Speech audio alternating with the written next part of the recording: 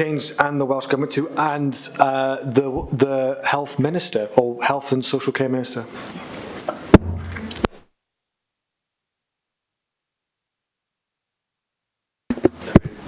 So the amendment is calls on the Welsh Ambulance Service and the Health and Social Care Minister to scrap these plans and for the leader and local MSs to meet the Chief Executive of the Welsh Ambulance Services Trust as soon as possible to discuss this matter. Fine. That's the amendment. Okay, I'm happy with that.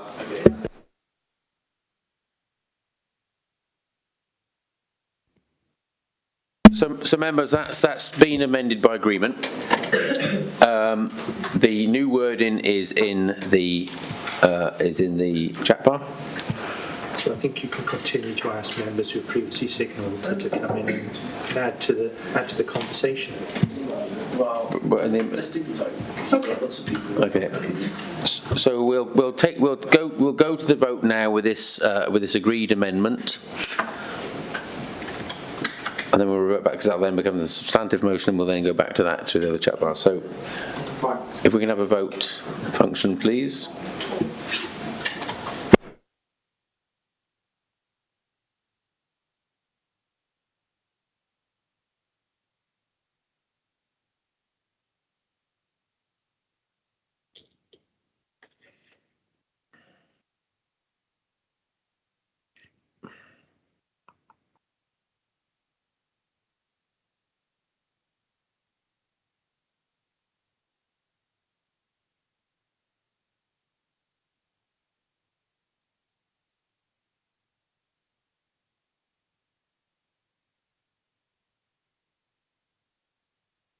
Okay, so it is coming up now in a second, everyone. And again, for members of the public who can't see the chat bar, it now reads, calls on WAST and the Health and Social Care Minister to scrap these plans and for the leader and the local MSs to meet the Chief Executive of the WA Trust as soon as possible to discuss this matter.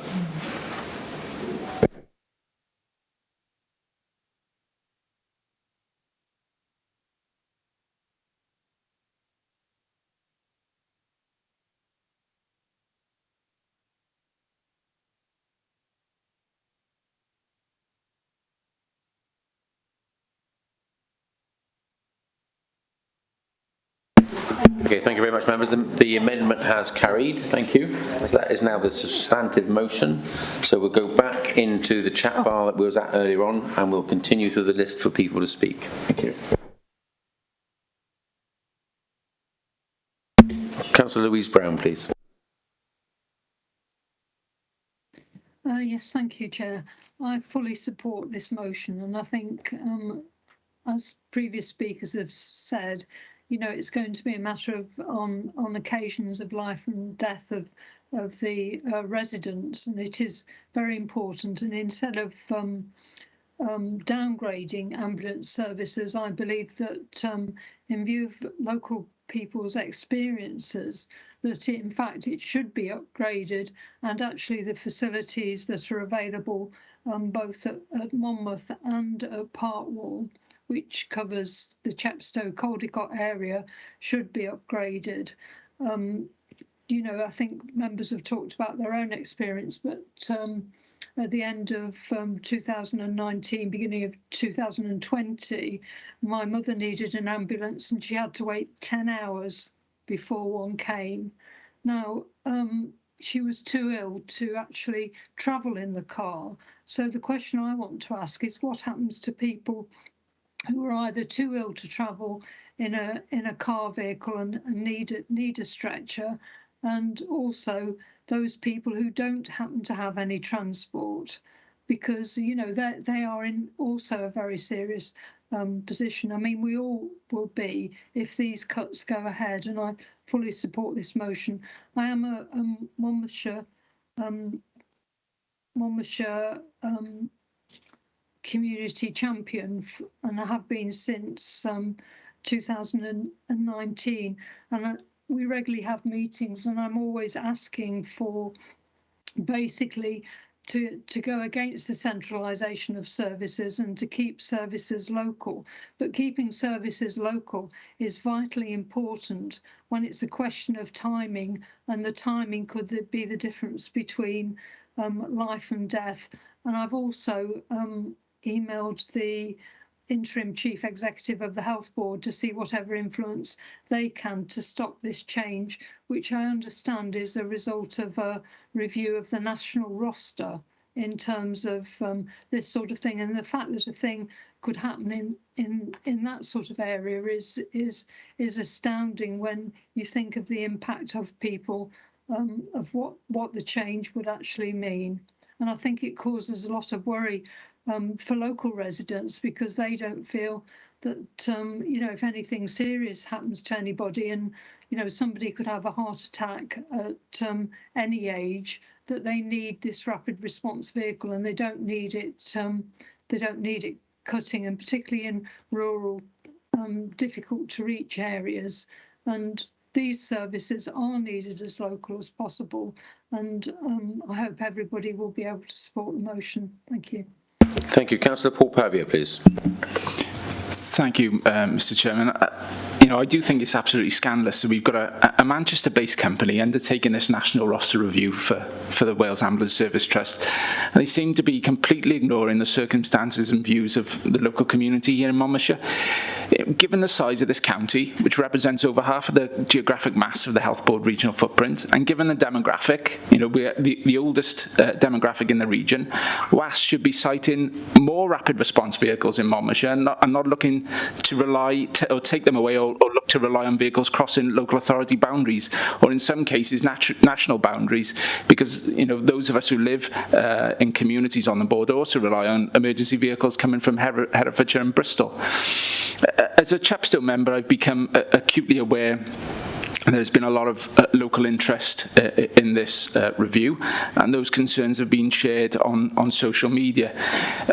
One post I saw a couple of days ago said the RRV paramedics are real heroes. They are real heroes because they're sent ahead of the ambulance, and obviously depending on the nature of the call, and they're on site ahead of the critical 8-minute target response time for those life-threatening red calls.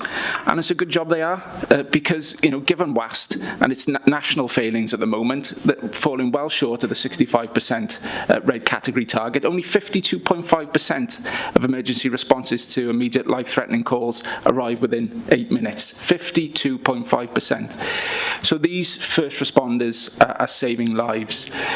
The RRV paramedics can undertake any and all of the skills available to any paramedic, and will provide life-sustaining care, including defibrillation, airway protection and drug administration until the emergency ambulance arrives.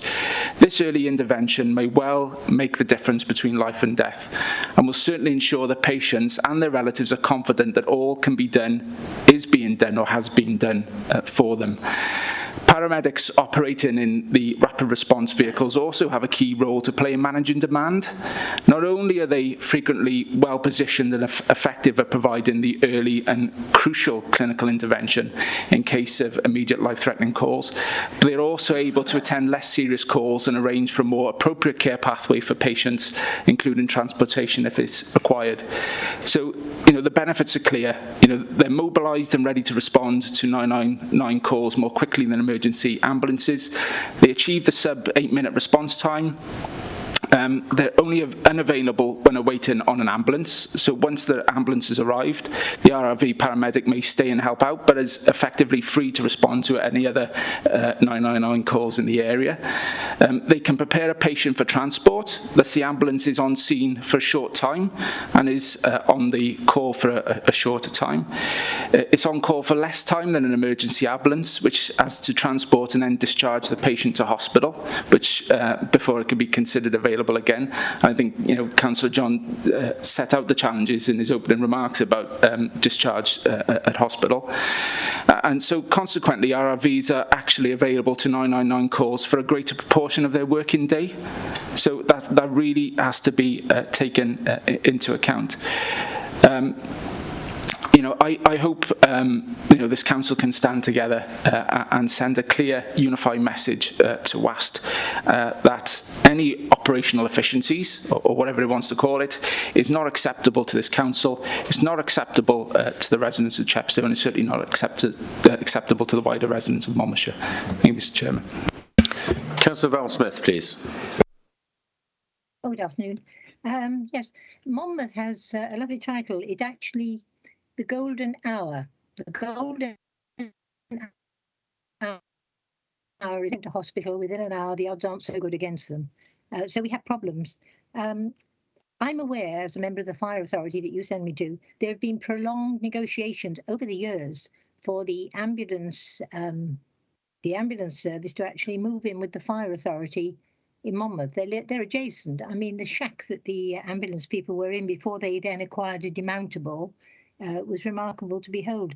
Giles made reference to the fact that, and many members may not be aware, that the fire service does provide assistance in certain incidents and has over the years provided assistance in certain incidents. And the role of the fire officer is now being reviewed as to it might develop in another way. Personally, I find it totally unacceptable that ambulances are log-jammed outside the Grange, where I understand our local health authority has hired 3 ambulances into which they offload patients. It is totally, totally unacceptable. So as well as alerting the Welsh Assembly and the ambulance service, perhaps the Chief Executive of the Health Authority should also be alerted that we are not a happy authority. It is unacceptable. It is totally, totally unacceptable to have this situation. Thank you, Chairman. Councillor Martin Grocott, please. Sorry, Chair, I said what I needed to and I seconded the motion. Sorry. Thank you. Councillor Kevin Williams, please. Thank you, Chair. Many years ago, my brother worked out of Monmouth Ambulance Station. I think it was called Rockfield rather than Monmouth years ago. And my brother-in-law, for many years, ran the rapid response out of Abergavenny. So I've got a little bit of an idea of the sort of things they do and how they perform. What I can't understand for the life of me is why we've got this problem of all these ambulances sitting outside the Grange, because it can't be beyond the realms of somebody with a bit of common sense to actually sort it out further up the chain. If you've got 20 ambulances sat outside the local A&E, probably 50% of them are elderly people who've had a fall, and they just sat there. There's only one person those people are going to go, and that's in that hospital. They ain't going to suddenly say, you're all right, go home. I can't understand why that logjam has never been solved. And it's not a Welsh issue, it's like it right across the country. It's the same in England, it's the same in Scotland. It can't be beyond the realms of somebody with a bit of common sense to think, well, we need to do something. We built that massive facility in Llfracfa, and it is a massive facility, and it's really state of the art. We got rid of 2 hospitals, and we've made one physically huge, but actually cut the capacity on it. I've said to David Jenkins, who was chair of the Aneurin Bevan Health Board right from day one, why on earth are you just like cutting beds? Oh, well, people need to be, you'd rather be seen at home and dealt with at home. No, if people are ill, they need to be in hospital. It can't be that complicated. We've heard a lot of anecdotal evidence today about how people can die and about how people are created about it and they're worried and concerned, and I understand all that. But do we have any idea of what the alternative is going to be? Because whilst they're plugging these 2 rapid response vehicles, is it a case of they're just gone? They're getting rid of the 2 staff, or they retire, they won't be replaced, the vehicles won't be replaced, or is it being moved around? I'm just interested to know what their reasoning was behind it, because it's all well and good commenting on something on the face of it, but I'd like to have a little bit more knowledge of what they're going to do, because the fire service did it a few years ago, and everybody was, people are going to die in fires if they close that one and move them down there, and to be fair, it didn't happen, thank God. But what are the alternatives? What are they proposing? Because I haven't seen any great detail on this, apart from like standing in the Abergavenny Chronicle or whatever it is with a banner saying stop it, which I understand. But I'd just like to know what their alternative is. Does it make sense? I don't know. Kelly Byrne used to say irregularly, services are not buildings. I don't know. But when it comes to health, maybe it's a slightly different perspective. I don't know. But maybe, Rich, if you could just give me a little bit of an idea of what the alternative is, because it might be the alternative is even better. I don't know. Until I know, I can't really comment on it. Does that make sense? Yeah, thank you. Thank you. Councillor Peter Fox, MS, please. Yeah, thanks, Chairman. Thank Richard for you for bringing the motion forward, and thanks to the many hundreds of people who have signed the petition. I think actually you make a good point, Kevin. That if the WAST had addressed this situation in a better way and communicated what they might be wanting to do, then they wouldn't have been so much concern. But when we're or there may have been more concern. But when we're faced with learning something at the last minute, that something so important is going to be rationalised, that sets real concerns going. I'm a strong believer in rationalisation where it makes efficiencies, but there's a limit to where you can't rationalise anymore when you've got such minimal service within such a large rural area. For me, there is a big problem. This is, as I suggested earlier, I believe there has been some systemic failure within our whole health service over many, many years, probably decades, of policy making and policy decisions which have really come to the fore through the things like the pandemic and the pressure that's placed on it. And that's linked to not just to the health service and the ambulance service, to our own local authorities, to our social care provision. There's a whole raft of things which are all intrinsically linked to unlock the system, and one part on its own won't be able to be addressed. If we can start addressing some of the delayed transfers of cares, perhaps we'll start people moving through the system faster and they don't have to wait in ambulances so long, and there aren't these sort of mechanisms which are being put in place to try and find a way forward which in the likes of Monmouthshire are only going to drive massive concern. I remember, as many of you will, when rapid responses were hailed as the right way forward, and they were fantastic. It makes absolutely common sense. Better to put more of those on and actually get them out quickly. They're faster, they can be there quickly, and it was a great initiative. Why would you want to rationalise something which was so important at that time? So, as you can guess, and I think as united feeling around here, we should all support this motion and look forward to having that meeting and putting this to bed sooner than later. Councillor Ruth Edwards, please. Thank you, Chair, and I can only reiterate a lot of comments today. Some of you obviously know that I spent a week in the Grange in November, and my husband rang 999 at gone 10 o'clock at night, managed to get through. Oh, somebody will call you back in 2 hours' time. 2 hours' time, they did ring back. 4 aspirins. Anyway, they said then there would still be another 2 hours before you get an ambulance to you. Well, of course, in that time, I was deteriorating, and a member of the family took me to the Grange, which in itself takes nearly an hour from where I live. Luckily, it was the middle of the night, so traffic wasn't heavy, and as you all know, 4 years ago to this day, we had the beast from the east. What would we have done then?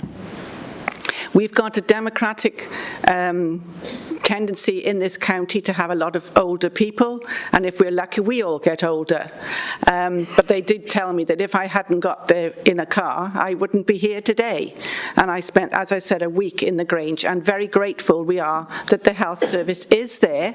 We are the envy by a lot of parts of the world that we've got a health service, but obviously, I don't know whether we expect too much, but in the rurality of Monmouthshire, and sat-navs, you can't always be relied on going to the right place, up the right lane, and as Val says, we always used to quote the golden hour if it was a stroke or whatever.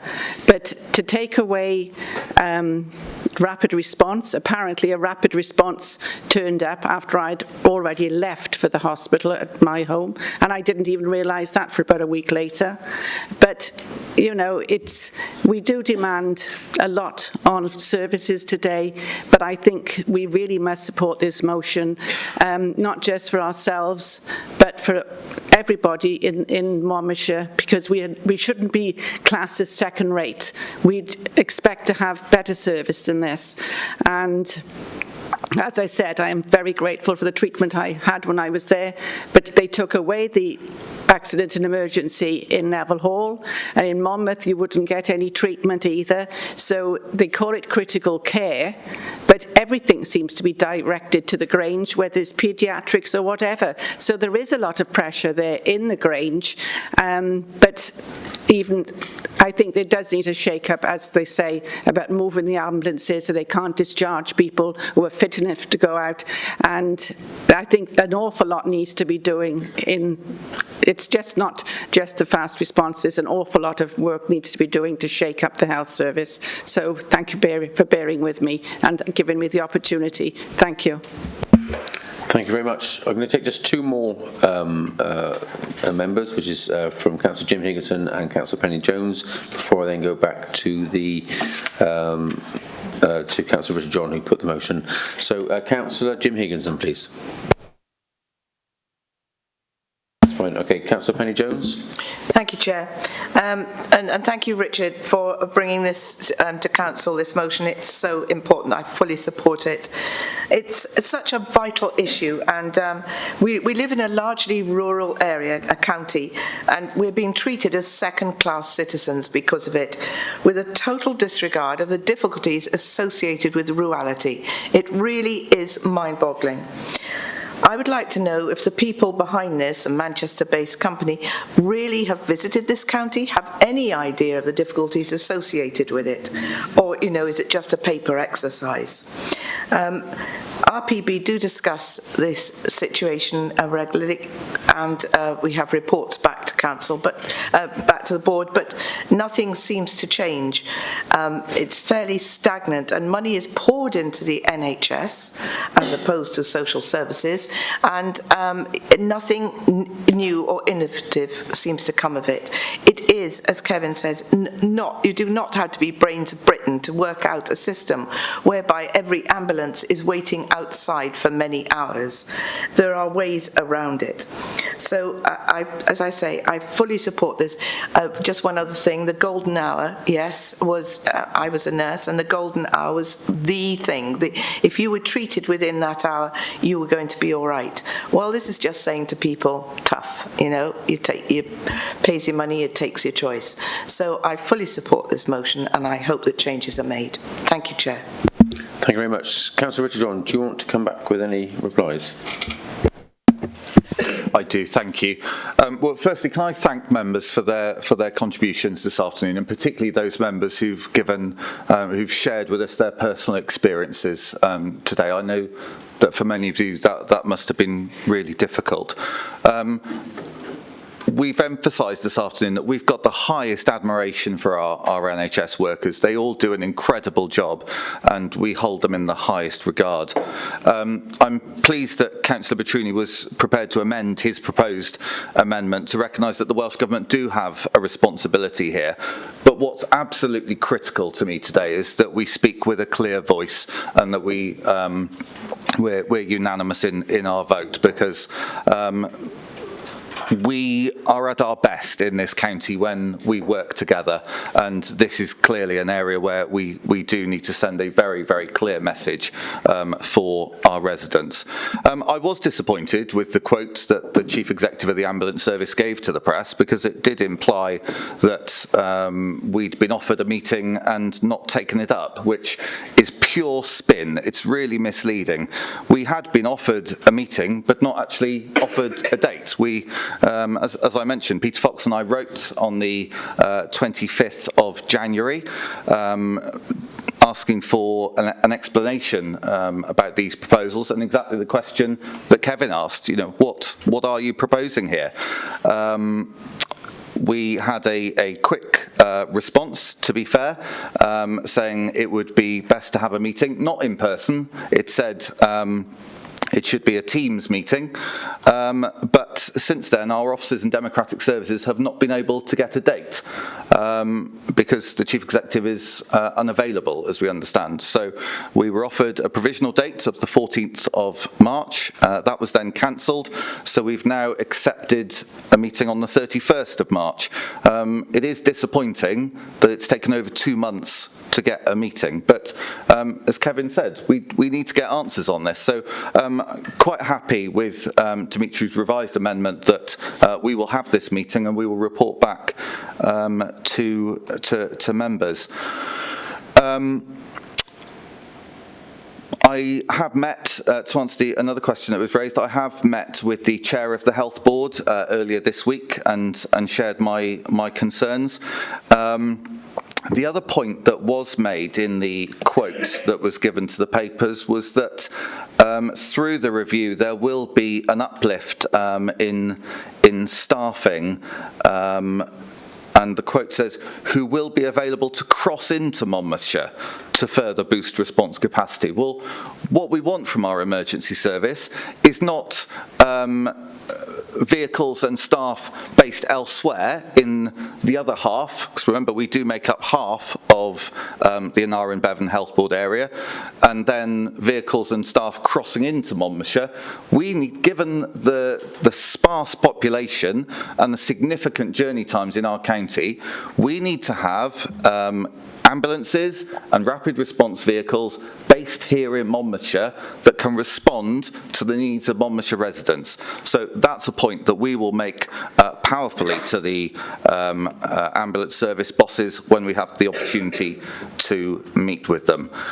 We're a large rural county, as colleagues have said, with an older age demographic. It would be really short-sighted to shift coverage to the critical mass of population in the cities and valleys. We deserve equitable access here in this county to emergency services. I appreciate there are major challenges in the health service, which include social care, and we will play our part in that. We do need to make it far more attractive for people to become carers, because there are people who are taking up hospital beds who are awaiting packages of care. We're doing what we can to support that, and I'm proud that we're one of the few councils in Wales that pays well above the real living wage for care workers. But across Wales, we need serious systemic change and reform to resolve these problems. But we are more than happy to engage in constructive dialogue with the ambulance service, with the Welsh Government and others to find a resolution to this, because we recognise the significant levels of concern amongst our residents. So can I thank members for their support this afternoon, and I'm pleased that we speak with a clear voice today and send a powerful message that we will not stand by and watch emergency services cut in our county.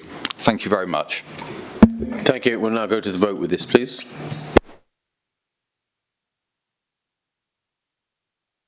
Which is down in the chat bar, everyone.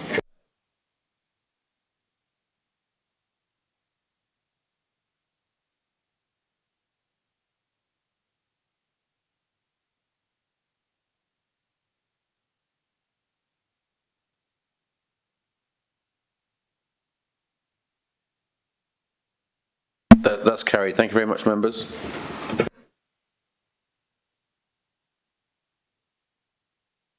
Members, we have still got a bit of work ahead of us, so I am going to call another 10-minute cover break right now, and then to come back at 18:20. I promised members. I did promise members I would stop every 2 hours. We are every 2 hours. Me. I'll stop. I'll just for a 5-minute break. Okay, so 5 minutes. We'll carry on then.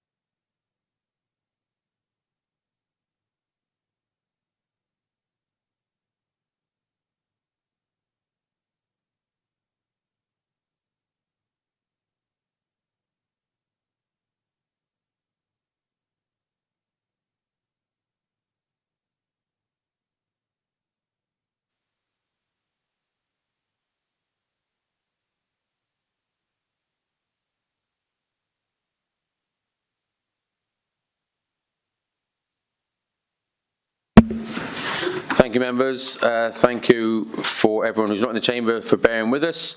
We're at 6.2 in the agenda. Motions are submitted by County Councillor Jane Pratt. Jane. Thank you very much, Chairman. And as time is moving on at a pace, can we take the motion as read in the papers? And many local authorities, including MCC in 2019, declared a climate emergency. Yet the ocean is missing from many of our climate action plans. As we reflect on the outcomes of COP26, one message from the UK government stands out for all of us. A healthy ocean is an essential ally in our fight against climate change. The UK government's recent marine strategy assessment confirms that our marine environment is not healthy. An ocean in crisis is not only bad news for our climate, but also for our fishing industry, aquaculture, industry, tourism, and for the health, well-being and prosperity of our coastal communities. Ocean recovery would yield new jobs and opportunities, more resilient coastal economies, and happier, healthier people. Local government can't fix the ocean crises alone, but we need to play our part. I hope members will support this motion. We will be the first local authority in Wales to pass such a motion, and we are on the gateway to the Welsh Coastal Path. And I really hope that other Welsh councils will follow our lead. Thank you very much. Okay, do you have a seconder for your motion, please? Yes, I'm seconding it, thank you. Councillor Maureen Powell, thank you very much. Then I'll go to the members that have raised Thank you very much. Thank you. I dare say many of you, like me, watch David Attenborough and his Green Planet programmes, where he tells us of the diminishing of the wildlife in the ocean and how it's affecting not just the other wildlife, but the whole planet by it. We may not have a particularly long shoreline, but we do have two main rivers, the Wye and the Usk, running through our county. Whatever is thrown out anywhere up those rivers ends up in the sea. And we see now less salmon travelling up our rivers to spawn, and then, of course, less returning, and that's only one species. It's very sad, too, to see the condition of the water in both the rivers and the seas. Back in the 1950s, when I was a teenager, we regularly swam in the Wye, when the water was clear and clean, but it's no longer fit for that. You sort of fight your way through the rubbish you go swimming there now. And it's the same in the ocean. It used to be wonderful, families going to the holidays at the seaside, and the little kid is paddling in the water, and now you don't know what they're going to come across. Anything can come rushing around their legs, any sort of rubbish. And I think we cannot allow this situation to continue as it is, and we must look to rescuing it. Thank you. Thank you very much. Councillor Lisa Dimmock, please. Thank you, Chair, and thank you, Councillor Pratt. I support your motion. Many will know that I enjoy the open water, whether that's by paddleboard or swimming. As Councillor Powell says, if you go into the Wye now, it's not for the faint-hearted of what you can come across. So in order for us to continue enjoying the benefits of the ocean and rivers, we need to fundamentally change the way we use and treat.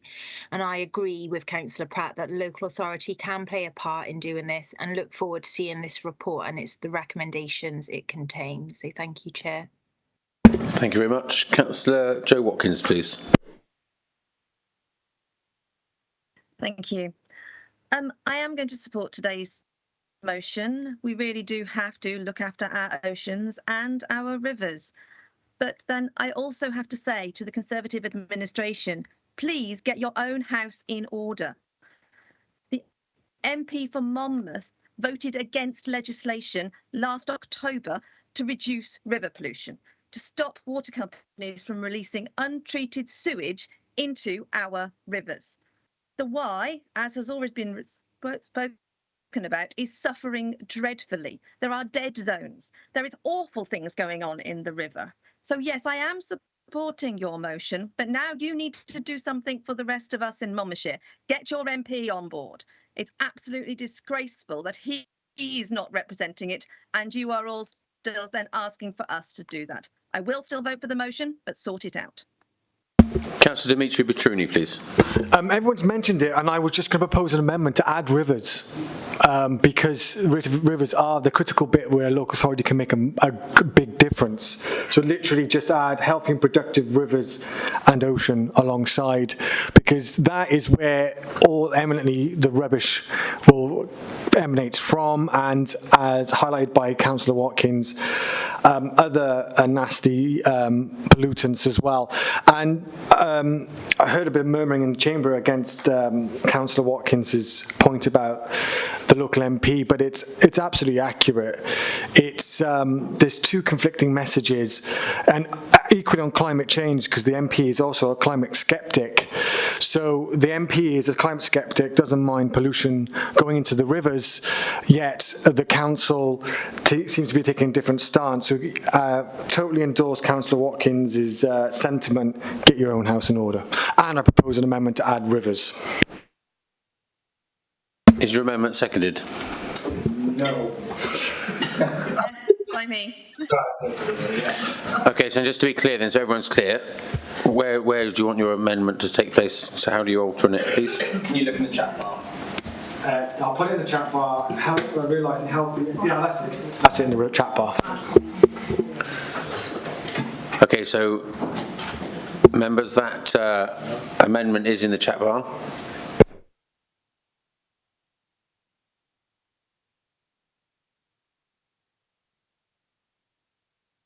Yes, Chair, I am happy with the amendment.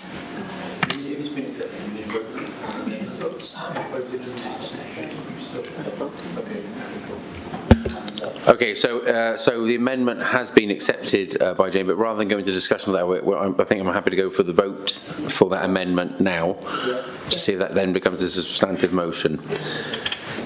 So if we could have that in the chat bar, please. Oh, it's fine.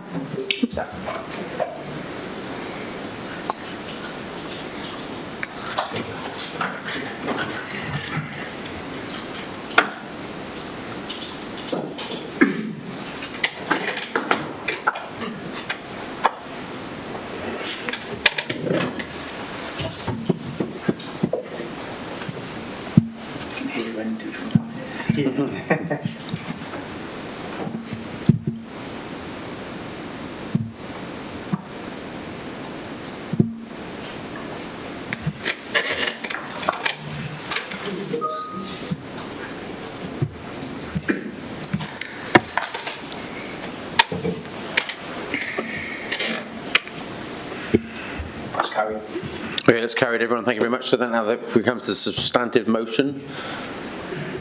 So we'll go back to the list of people that put their name in the original list. Simon Howarth. Councillor Simon Howarth, please. Thank you, Chair. And you beat me to it, Dimitri, because something we were talking about there today, and I just thought, well, it needed that including. So there you go. I'd just like the authority as well to be aware that when we do like Councillor Joe Watkins said there is we need to get our house in order as well. And I'll give you a prime example, councillors. As you know, we will probably have one of the biggest road schemes going through my area in the last 7 to 8 years than any other area at the moment. It's been going on and it's just finished now. We're just handing it over. But what the Welsh Government did with the contractors is actually they put all the runoff water off that road into, I think they call them cementation tanks, to stop them polluting the river. And them tanks are all highly marked and they will carry the silt, and every drain actually goes through them. Hopefully it does, because that's what the agreement was when we got to the big point of the runoff water, and that contains all the silt and all the apparatus that runs on the road. Instead of going to the river, it goes into these tanks, these holding tanks, and they are massive.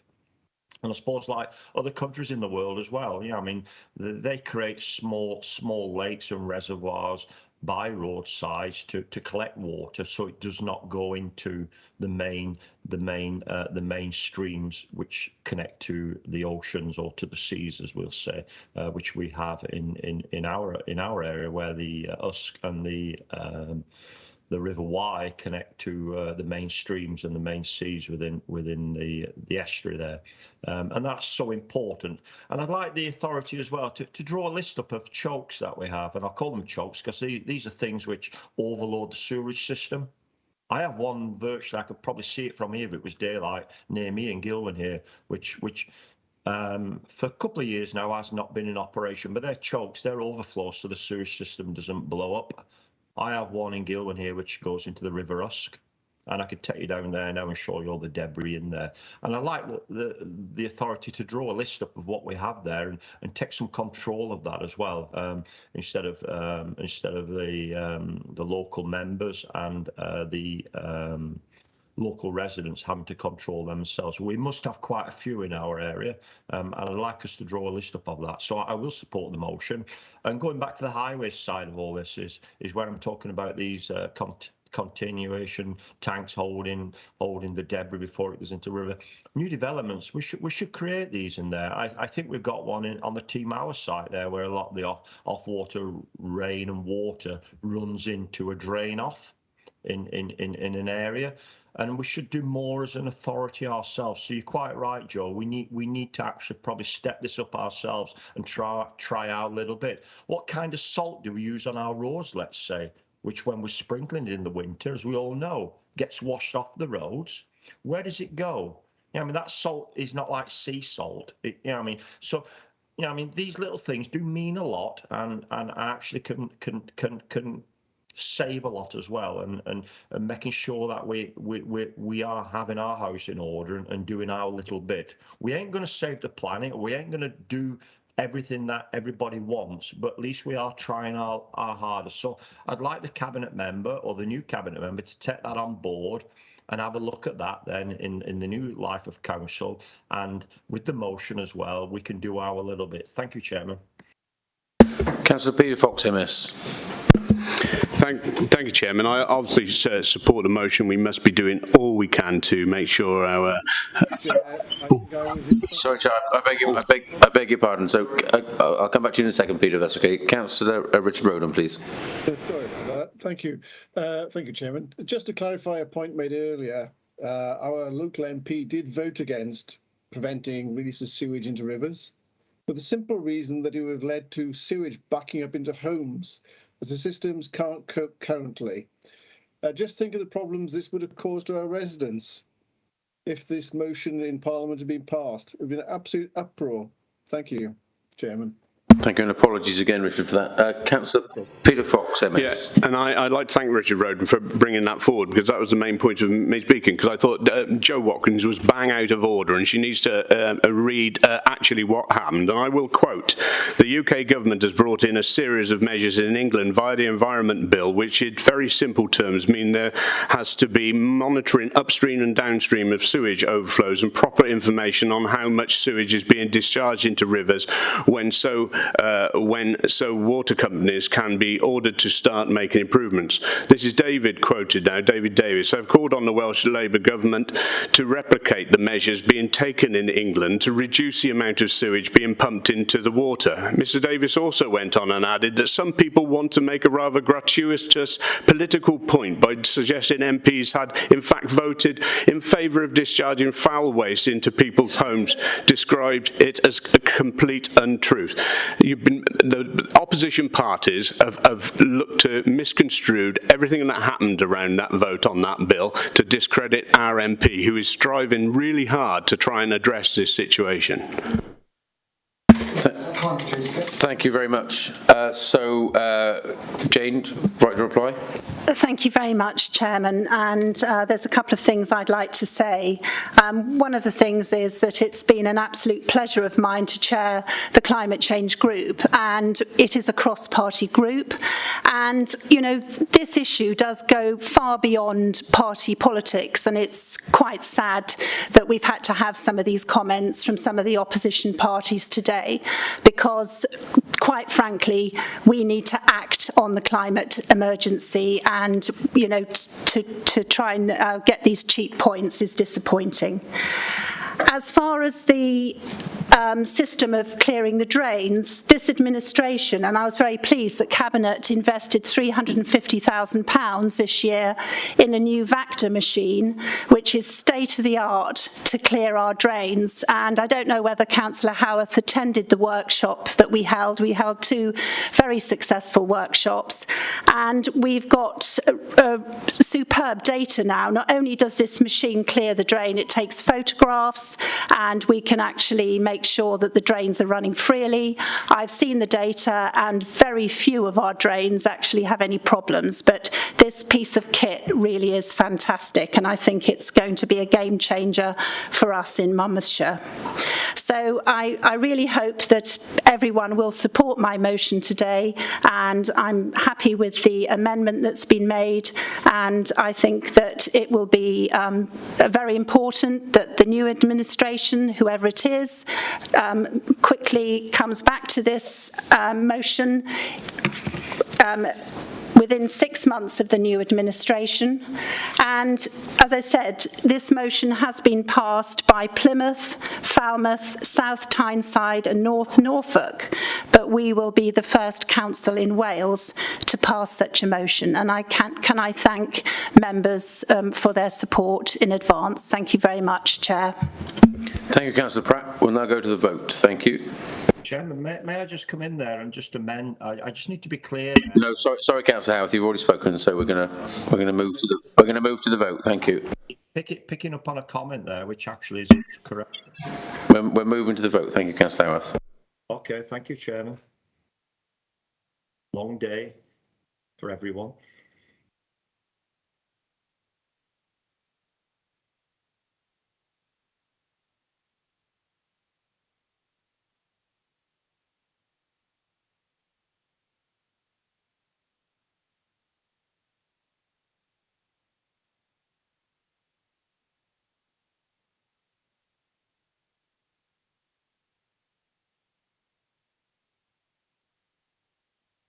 Okay, that's carried. Thank you very much, members. Thank you all. Okay, so members' questions? None. Thank you. And then 8 is the final report to Council. This is 8.1, publication of pay policy statement as required by the Localism Act. At this stage, I must ask officers to leave the chamber. Another 10 grand increase. A day. I'll come back, be quick. You'll try.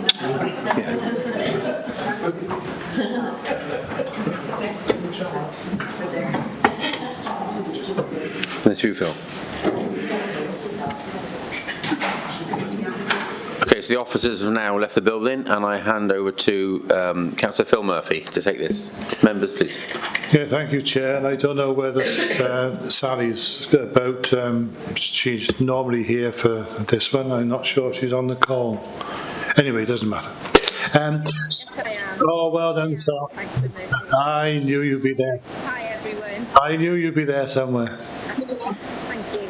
Okay, so the purpose of the report is to approve the publication of Monmouthshire County Council's pay policy in compliance with the Localism Act, and the recommendation that the Council approves the pay policy for the year 1st of April 22 to 31st of March 23, and that the Council approves to pay the nationally negotiated and agreed pay award of the Joint National Council for Local Authority Chief Executive Officers, Chief Executive Officer terms and conditions of employment and pay prescribed by the JNC for local authority chief executive officers. The individual basic salaries of all officers within the scope of the JNC for chief executives of local authorities increased by 1.5% with effect from the 1st of April 2021. The pay agreement covers the period 1st of April 21 to 31st of March 22. The second one is almost exactly worded the same, except that it refers to chief officer's terms and conditions. So I don't know if you want to add anything to that, Sal, but that is that's the basis of the report. Sally? Hi, everybody. No, I've got nothing to add to that. Obviously, we've now seen the pay agreement settle for, as Councillor Murphy has outlined, for Chief Executive Officer, for Chief Officers, and also for local government employees, so those employees on the Green Book terms and conditions. So all of that has been now settled, and that's with effect from 1st of April 2021. We now go into pay negotiations for the pay awards effective 1st of April 2022. So it has taken that whole year, effectively a whole year, from the 1st of April. Thank you. Okay, thank you, Sal. Thank you very much for that. Members, there's a raised hand function in the chat bar again. Councillor Dimitri Petruni. Just very quickly, Chair. I think it should be more than 1.5%. Our public sector, local authority workers have done a sterling job over the past 2 years in the pandemic and various other crises they've had to face over these last years. And 1.5% doesn't even scratch the surface of inflation. So basically, they're accepting a pay cut. And I want it on record, at least from the Labour group, but I'm pretty sure from every councillor here, they should be getting more. Okay, thank you. No other members have expressed a wish to speak. Councillor Phil Murphy, back to you if you want anything else to add. Yes, well, as Sally said, it's back to negotiation again now. I know the current round is talking about figures far greater than that, but no agreement with the unions has taken place yet. Okay, thank you very much. So the recommendation is on page 193 of the agenda pack at 2 recommendations, and so I'm happy to take that vote on that now, please.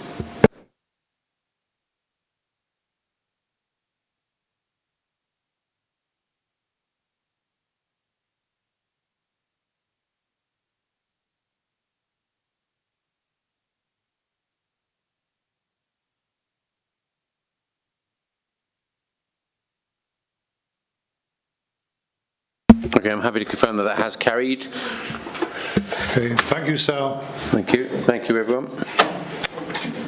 Moving on to the next. We'll invite the officers back in the room. Thank you. Would you do that for me, Dimitri? Because you're the closest. Thank you.